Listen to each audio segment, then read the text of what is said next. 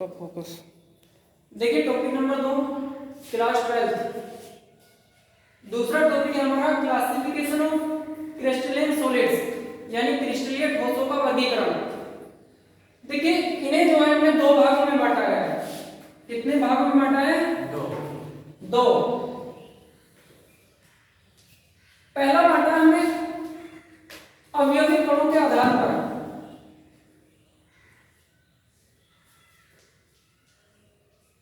अवयवी कणों के आधार पर।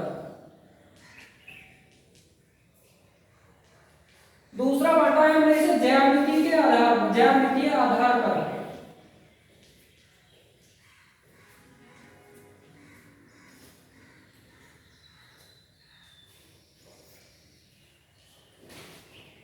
यानी कि ज्यामितीय आधार पर उसकी। अब देखिए अवयवी कणों के आधार पर जो है हमने इन्हें चार भागों में बांटा है। कितने भागों में बांटा है? चार।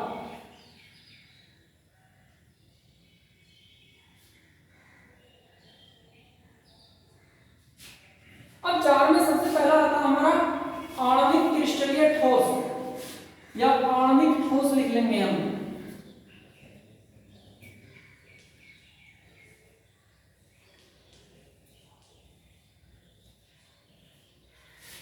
दूसरा लिखेंगे हम यहां पे धात्विक ठोस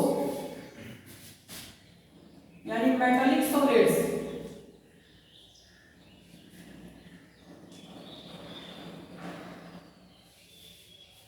पहला हमारा आणविक ठोस है, दूसरा हमारा धात्विक ठोस है, तीसरा हमारा इसमें सहसंयोजी।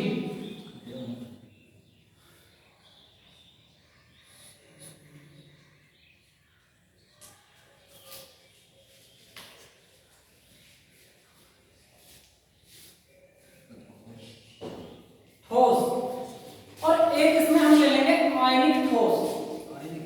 आयनिक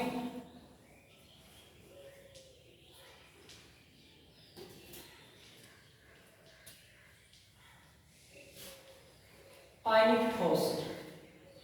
तो कुल हमने इसे चार भागों में बांट लिया। इसको जो है हमने ज्यामितीय आधार पे हमने इसे दो भागों में बांटा गया है। दो भागों में इसमें 7 प्रकार के क्रिस्टलीय जालक होते हैं, 7 प्रकार के। अब इन 7 को जो है ब्रेवेज ने, किसने? ब्रेवेज ने जो है 14 प्रकार के कोष्ठिकाओं में बांटा है। कितने उसमें? 14 यानी कि 14 क्रिस्टलीन लैटिस।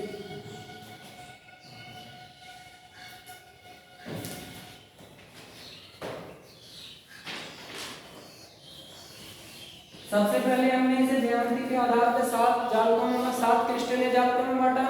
उन 7 क्रिस्टलीय जालकों को ब्रेवेज ने जो है 14 प्रकार के क्रिस्टल यूनिट सेल में बांट दिया। तो ये था इसका क्लासिफिकेशन। अब हम जो है इसको एक एक करके पढ़ेंगे इसको। अब इधर से हम इसे साफ कर लेते हैं। सबसे पहला आता हमारा इसमें आणविक ठोस। देखिए आणविक आपने 11वीं क्लास में पढ़ा था कि अणु।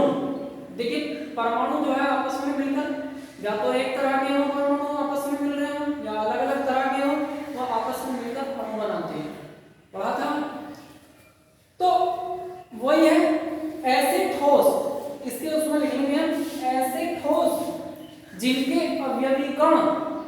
अवयवी कण मतलब यहाँ पे इस चीज को और क्लियर कर देते हैं। अवयवी कण, देखिए ये अवयवी कण आपके अणु भी हो सकते हैं, परमाणु हो सकते हैं, या आयन हो सकते हैं।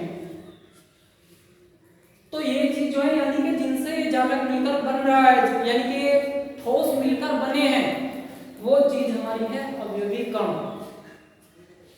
अब ऐसे ठोस जिनके अवयवी कण अणुओं से मिलकर बने हों, आणविक ठोस कहलाते हैं। इसमें हम ले लेते हैं जैसे I2 ले लेंगे, कार्बन डाइऑक्साइड जिसे हम शुष्क बर्फ या ड्राई आइस बोलते हैं। यहाँ पे हम सॉलिड लिख लेंगे बस इस तरह से। तो इसका मतलब कि ये ठोस है। तो ये होंगे हमारे इस तरह के आणविक ठोस। बात आती है दूसरा धात्विक ठोस। देखिए धातु, यहाँ पे धात्विक का मतलब इसमें आ रहा है धातु, यानी ऐसे ठोस जिनके गैस पार्टिकल्स या अवयवी कण धातु हों, यानी धातुओं से मिलकर बने हों, तो वो हमारे होंगे धात्विक ठोस। अब इसमें कोई भी मेटल ले सकते हैं। जो हमारा एस ब्लॉक है आपका, एस ब्लॉक में आपका फर्स्ट ए आता है और आपका सेकंड ए आता है। अब इनमें हम हाइड्रोजन को छोड़कर, किसे छोड़ रहे हैं? हाइड्रोजन को। बाकी सारे के सारे कोई भी मेटल ले सकते हैं इसमें से। या डी ब्लॉक है आपका,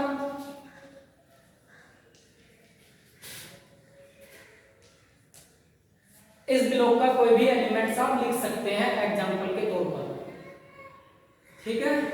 अब देखिए किस तरह से होते हैं। ये सपोज करो हमारे पास में इसकी कोई स्लाइड है। अब इसमें जो है हमारे इलेक्ट्रॉन में आपको पता है कैसा चार्ज होता है इलेक्ट्रॉन पे? माइनस का, नेगेटिव। तो इलेक्ट्रॉन है आपके, कोई भी धात्विक है और उसके अंदर इलेक्ट्रॉन है आपके। अब इसमें जो है धातु के परमाणु होंगे, तो उन परमाणुओं पे कैसा चार्ज होगा? प्लस का, प्लस। तो ऐसे ठोस जो होंगे इस तरह के हमारे जो है, इसे मान लिया हमने कोई जो है मेटालिक समुद्र मान लिया और उसके अंदर जो है हमारे इलेक्ट्रॉन्स मिले, इलेक्ट्रॉन्स हैं, इन्होंने त्याग कर दिया, डोनेट कर दिया इलेक्ट्रॉन का, तो इनके ऊपर चार्ज आ गया। तो इस तरह के इनसे बनकर मिलने वाले ठोस जो होंगे हमारे, वो मेटालिक ठोस कहलाएंगे। और इसके बाद में हमारा आता है सहसंयोजी ठोस या कोवैलेंट सॉलिड्स। अब देखिए ऐसे ठोस जिनमें परमाणुओं के बीच सहसंयोजी बंध होता हो, सहसंयोजी बंध। अब सहसंयोजी बंध देखिए किस तरह से होता है। सपोज करिए हमारे जैसे डायमंड है, डायमंड में कौन होता है? कार्बन ही तो होता है। कार्बन के परमाणु 6 कार्बन के परमाणु, तो एक कार्बन की आपकी कितनी होती है संयुक्ता? 4। एक कार्बन की कितनी संयुक्ता है? 4। तो ये जो है इस तरह से 3-4 उनसे जुड़ा होगा अपने अगले परमाणुओं से, 4 उनसे। तो उनके बीच में जो है आपका ये जो बॉन्ड होगा, ये सहसंयोजी बंध होगा। ये आपकी श्रृंखला इस तरह से बढ़ती चली जाएगी। ग्रेफाइट की और डायमंड की स्ट्रक्चर आपको ध्यान होगी जो हमने पढ़ी थी। तो ये हमारे इस तरह के यौगिक होंगे हमारे सहसंयोजी ठोस। तो सहसंयोजी में आपका डायमंड है, ग्रेफाइट है, SiO2 यानी कि सिलिकॉन डाइऑक्साइड या सिलिकॉन डाइऑक्साइड, ये ETC आपका यानी कि और भी हो सकते हैं। बात आती है नंबर 4। अब नंबर 4 में हमारा है आयनिक ठोस।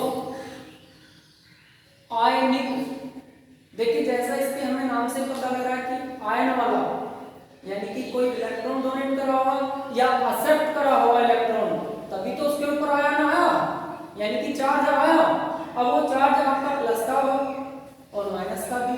तो हम इसमें लिखेंगे कि ऐसे ठोस जो धन आयन व ऋण आयन के मिलने से बनते हैं या के मिलने से बने हों, वो हमारे जो हैं आयनिक ठोस कहलाते हैं। अब देखिए जैसे हमारा NaCl है यानी कि सोडियम क्लोराइड, तो सोडियम पे कैसा चार्ज होता है? प्लस का, Na पॉजिटिव, और Cl के ऊपर माइनस का यानी कि Cl नेगेटिव। अब ये ठोस है हमारे, तो इंट्रामोलिकुलर स्पेस इनके बीच में नहीं होगा, बहुत शून्य के बराबर होगा लगभग। तो इस तरह से आपका क्रिस्टल बन जाएगा, प्लस माइनस और प्लस